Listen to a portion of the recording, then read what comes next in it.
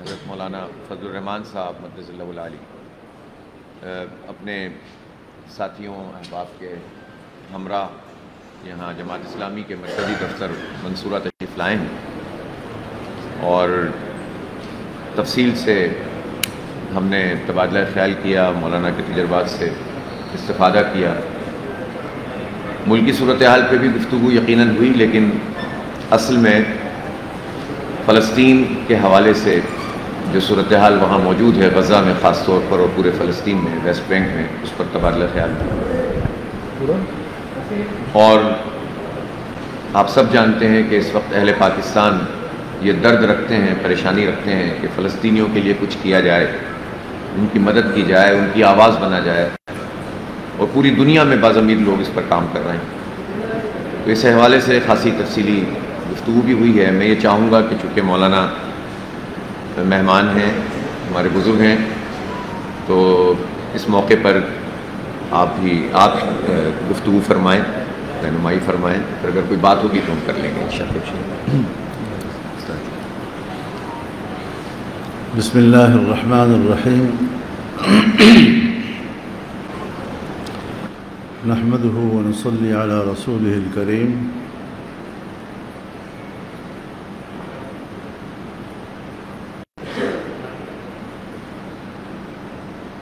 میرا کافی عرصے سے یہ ارادہ تھا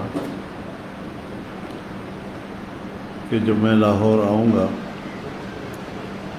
تو جماعت اسلامی کے مرکز میں آؤں گا، اور تاکہ ایک رابطے کا عمل شروع ہو۔ اس دوران میں ہمارے بزرگ قابل احترام پروفیسر خورشید صاحب کا انتقال بھی ہو گیا، تو پھر خیر سگالی کے ساتھ ساتھ تعزیت کرنا بھی مقصود تھا۔ تو جیسے کہ جناب نعیم الرحمن صاحب نے بتایا کہ ضرور کچھ باتیں ہوئی ہیں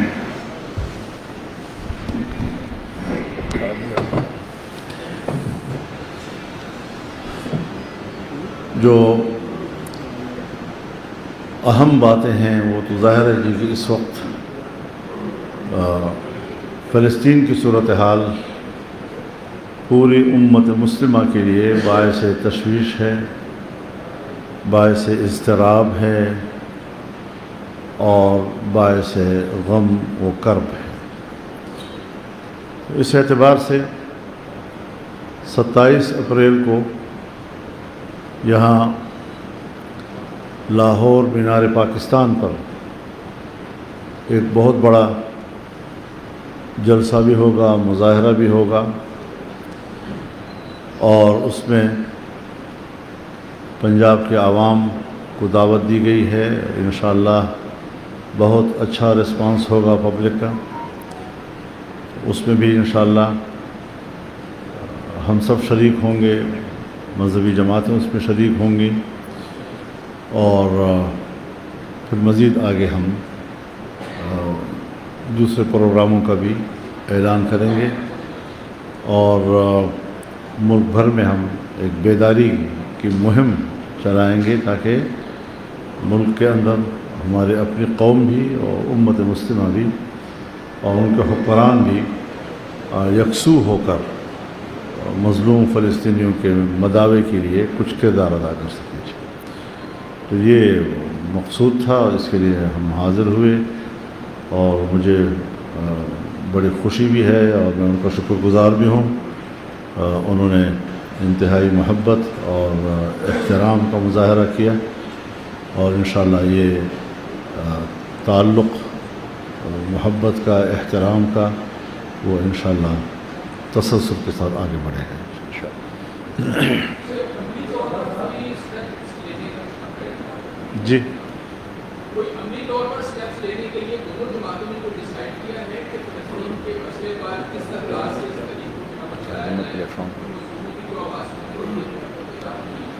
اس وقت تو ایک پلیٹ فارم ہم تشکیل دے رہے ہیں جو مجلس اتحاد امت کے نام سے ہے، اور جو لاہور میں اجتماع ہو رہا ہے وہ بھی اسی مجلس اتحاد امت کے تحت ہو رہا ہے، جس میں تمام پارٹیاں جو ہیں اور تنظیمیں اس میں شریک ہو رہی ہیں۔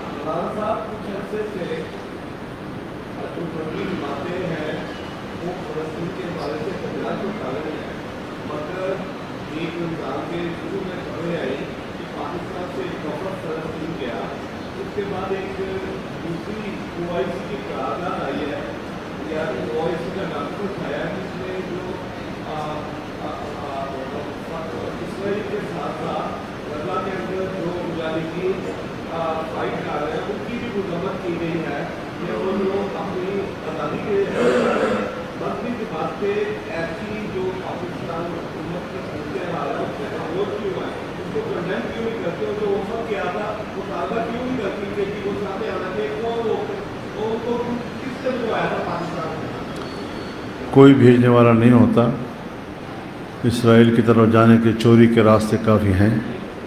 یورپ سے لوگ آتے ہیں، اردن میں اتر جاتے ہیں، وہاں سے ان کے پاس جانے کا راستہ ہوتا ہے، اس کے لیے پاسپورٹ کی ضرورت بھی نہیں ہوتی۔ انہوں نے میرا خیال ریلیف دے رکھا ہے، جو بھی وجہ ہے، لیکن وہ کوئی پاکستان کے نمائندے نہیں ہیں، نہ حکومت کے نمائندے، نہ عوام کے نمائندے، نہ مسلمانوں کے نمائندے۔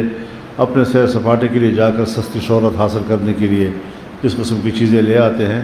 تو بہرحال دنیا میں ہر قسم کے لوگ رہتے ہیں، اسرائیل کے حامی بھی ایک چھوٹی موٹی لابی تو ہر جگہ موجود ہوتی ہے، لیکن اس کی کوئی حیثیت نہیں ہے، وہ کسی کی نمائندے نہیں۔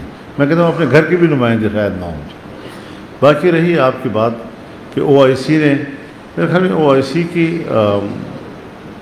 قرارداد میں کوئی صراحت کے ساتھ ایسی بات نہیں ہے جو آپ نے فرمائی ہے، لیکن جتنا بھی کچھ اس میں کہا گیا ہے یہ امت مسلمہ کی نمائندگی نہیں کر رہا، اس میں انتہائی کمزوریاں ہیں، اور ہم سوچتے ہیں کہ بڑا واضح موقف اسلامی دنیا کا ہونا چاہیے، اور امت مسلمہ کو اگر شکایت ہے تو وہ امت مسلمہ کے حکمرانوں کے رویے اور ان کی غفلت سے ہے کہ وہ اپنا حقیقی جو فرض ہے ان کا وہ کیوں ادا نہیں کر رہے۔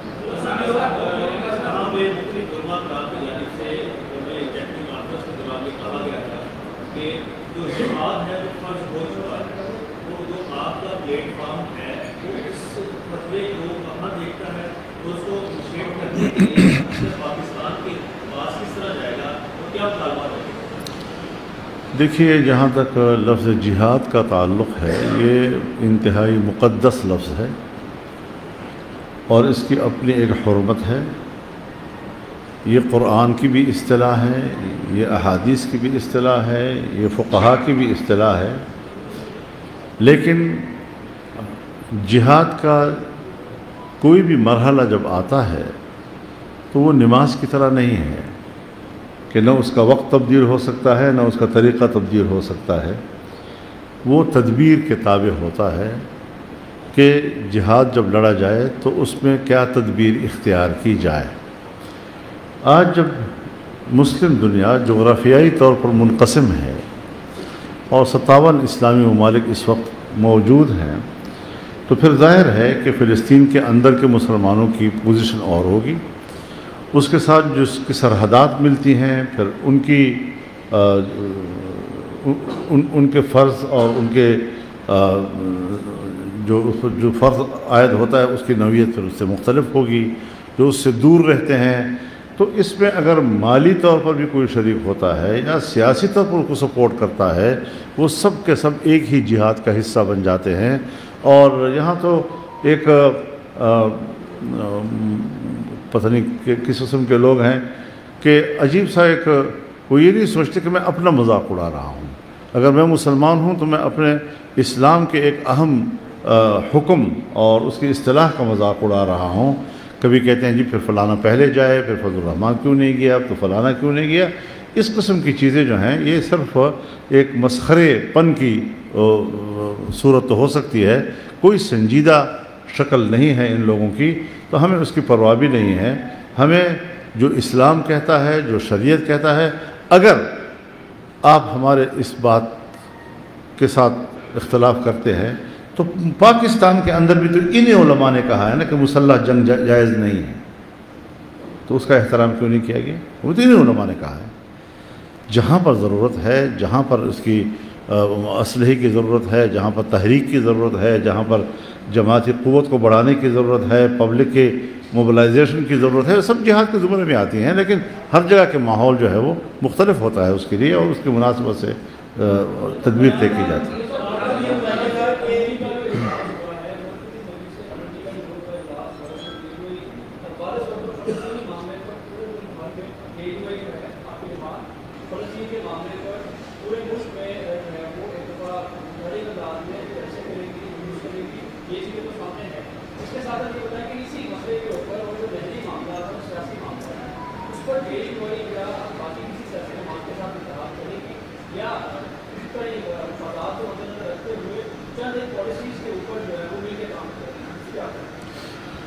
دیکھیے، جمعیت علماء اسلام کا جو منشور ہے وہ بڑا واضح ہے، صوبائی خود مختاری کے حوالے سے اور صوبوں کے مفادات کے تحفظ کے حوالے سے۔ ہر صوبے کے جو وسائل ہیں یہ اس صوبے کے عوام کی ملکیت ہیں، اور ہمارا آئین بھی یہی کہتا ہے۔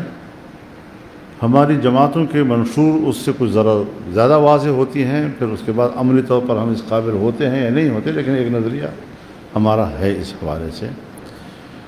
سندھ کے لوگ اگر وہاں پر اپنے حق کی بات کرتے ہیں تو ہم کسی صوبے کے عوام کو اپنے صوبائی حق کے حوالے سے بات کرنے سے نہیں روک سکتے، لیکن بہرحال مسئلے کا حل یہ ہوتا کہ ہم یہاں مرکز میں تمام صوبوں کو بٹھاتے، تمام صوبوں کے اشتراک کے ساتھ، اتفاق رائے کے ساتھ اس طرح کے فیصلے کرتے۔ ہم نے اپنی اسی روش سے کالاباغ ڈیم کو بھی متنازع بنا دیا، آج ہم نے اسی روش کے تحت نہروں کے مسئلے کو بھی متنازع بنا دیا۔ کیا ہمارا ملک اتنا بھانج ہو چکا ہے کہ ہم مسئلے کا حل تلاش نہیں کر سکتے؟ کسی تنازع کے پیدا ہونے کی صورت میں ہم ان کے کھوک سے کوئی حل نہیں نکال سکتے؟ تو یہ نااہلی ہے حکمرانوں کی، اور جیسے کہ وہ کوئی چیز قوم سے چھپانے کی کوشش کرتے ہیں، جیسے ان کے اندر کا کوئی ایک چور ہوتا ہے اور وہ اپنے مقاصد مفادات کے لیے کچھ کر رہا ہوتا ہے۔ تو اس حوالے سے جمعیت علماء اسلام نے یہ قانون یکسر مسترد کر دیا ہے، اور کسی طریقے سے بھی یہ جو منرل والا ہے اس کو بھی مسترد کیا ہے، اور نہروں کے حوالے سے بھی ہم نے کہا ہے کہ ایک متفق رائے ہمیں ہونا چاہیے۔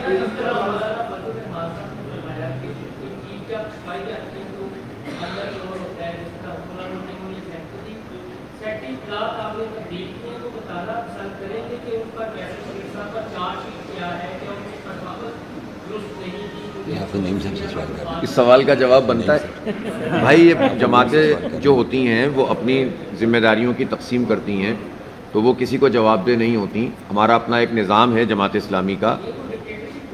جماعت اسلامی تو تنظیم ہے نا، اجتماعیت ہے نا، فیصلہ ہم کریں گے، آپ تھوڑی کریں گے کہ ہمارا سیکرٹری کون ہوگا۔ میرے بھائی اس طرح کے سوالات سے اجتناب فرمائیے، اس وقت ہم یہاں تو بیٹھے ہیں۔ جی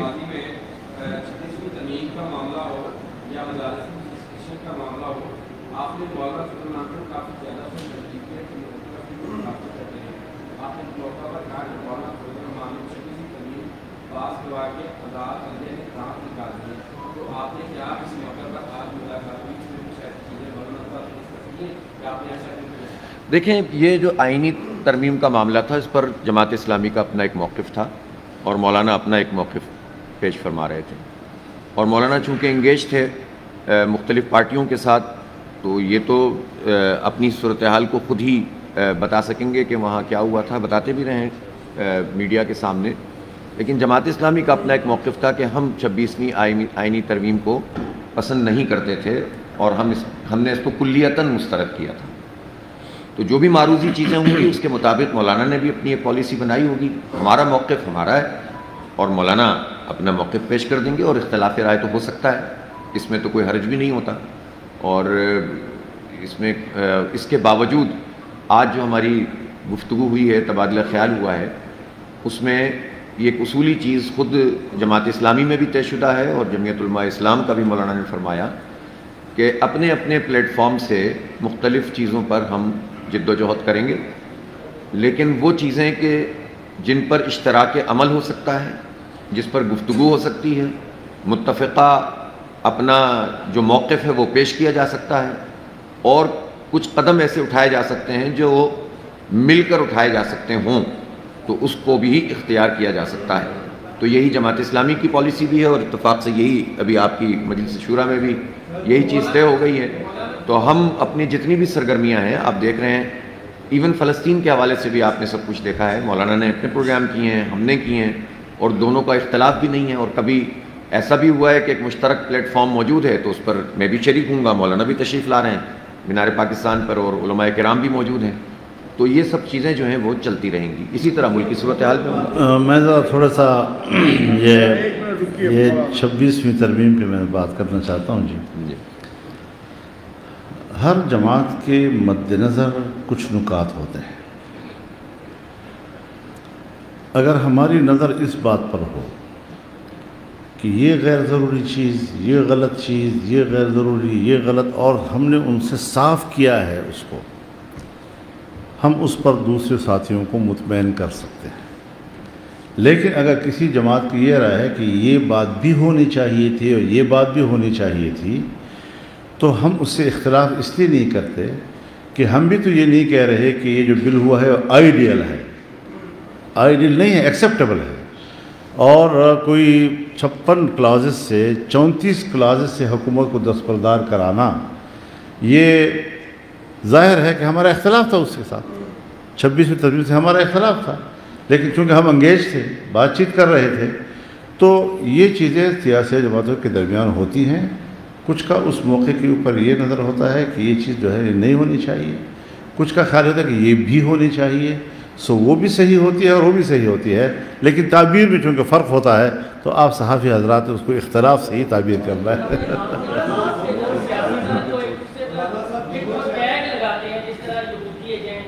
جس طرح نام پہ گانے جاتے ہیں، آپ صاحب آپ کے پہلو پہ بیٹھے ہوئے ہیں، پریس کانفرنس سے ہم نے جہاں پر اٹینڈ کیا ہے، یہ جاتا ہے کہ کرائم کو دیکھا گیا ہے، تو سیاستدان یہ کہتے ہیں اب آپ ساتھ بیٹھے یا تو کھل کے بات ہونا کہ ہم آئندہ ایک دوسرے پر ایکسٹریم نہیں جائیں گے، قوم کو محبت کا پیغام دیں۔ دیکھیے میں اس بارے میں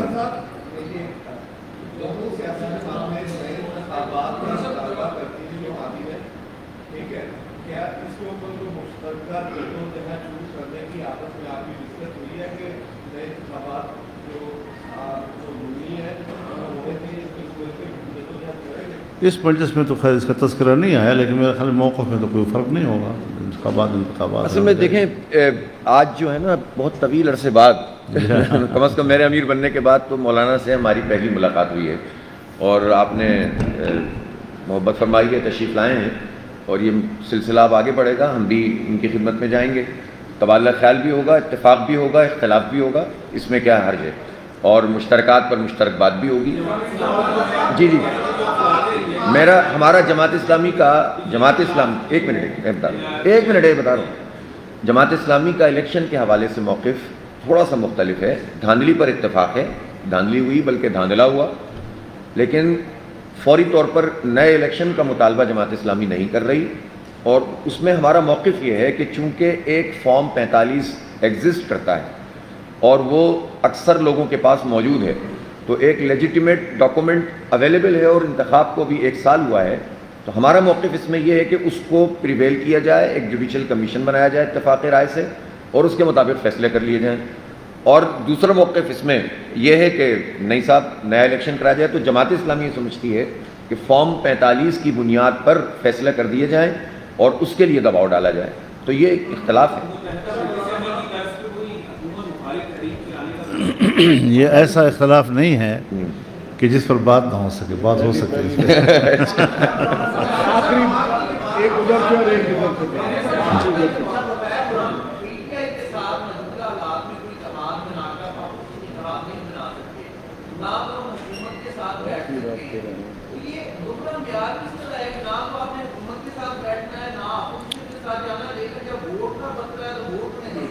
خیر یہ تعبیر آپ کی اپنی ہے، اس کے آپ ذمہ دار ہیں۔ پوری دنیا میں جمہوریت جہاں پر ہے وہاں ضروری نہیں ہوتا صرف حکومت کا جو بینچز ہوتے ہیں وہاں پر وہی بیٹھتے ہیں جو اتحادی ہوں. کبھی بھی اپوزیشن بینچوں پر یہ ضروری نہیں ہے کہ سب اتحادی بھی ہوں، بلکہ جو گورنمنٹ میں نہیں ہے وہ اپوزیشن میں بیٹھتا ہے، جو گورنمنٹ میں نہیں ہے وہ اپوزیشن میں بیٹھتا ہے اور اپنی شناخت کے ساتھ بیٹھتا ہے، اپنے موقف کے ساتھ وہاں بیٹھتا ہے. ہاں، اپوزیشن جماعتوں کے بیچ میں پھر ضرور یہ رابطہ رہتا ہے کہ روزمرہ کے معاملات پر اگر کوئی بل آتا ہے یا کوئی تحریک التوا آتی ہے یا کوئی واک آؤٹ آتا ہے یا کوئی احتجاج آتا ہے تو ہم مل کر سکتے ہیں اور کرتے رہے ہیں، ایسا بھی نہیں ہے. بعض دفعہ نہیں بھی کیا، بعض دفعہ کیا بھی ہے. لہٰذا اب بھی ہمارا موقف یہی ہے کہ اس وقت جمعیت علماء اسلام اپنے پلیٹ فارم سے جدوجہد جاری رکھے گی اپنے موقف کے ساتھ. جہاں پر موروثی صورتحال پیدا ہو اور وہاں پر کوئی مشترک امر آ جائے، مشترک مسئلہ آ جائے، اس پر چاہے مذہبی جماعتیں ہوں یا اپوزیشن کی سیاسی جماعتیں ہوں، ان کے ساتھ اشتراک عمل میں کوئی معنی نہیں ہے.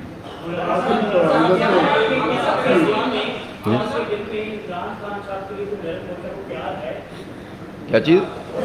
میں بڑی وضاحت کے ساتھ کہہ دوں. دیکھیے، آپ ایک تو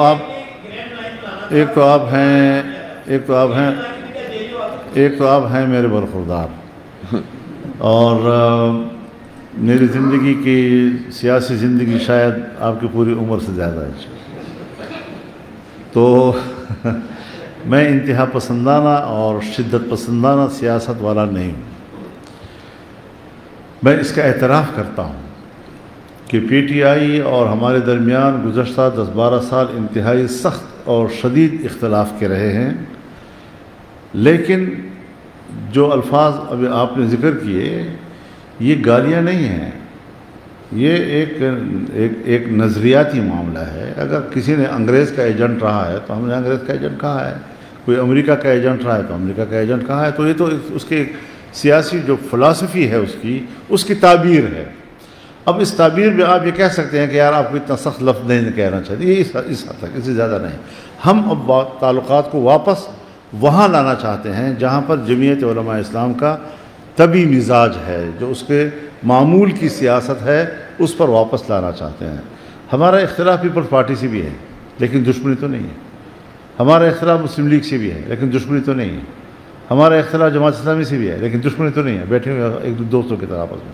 نیشنل پارٹی کے ساتھ بھی ہے، قوم پرستوں کے ساتھ بھی ہے، لیکن دشمنیاں نہیں ہیں کسی کے ساتھ. ہم سب ایک دوسرے کے ساتھ مل بیٹھنے کی پوزیشن میں ہیں، اور ہم آج بھی یہ کوشش کر رہے ہیں کہ ہم پی ٹی آئی کے ساتھ بھی تعلقات کو دوبارہ وہاں لے جائیں کہ جہاں ہم آپس میں بیٹھ کر بات چیت کر سکیں.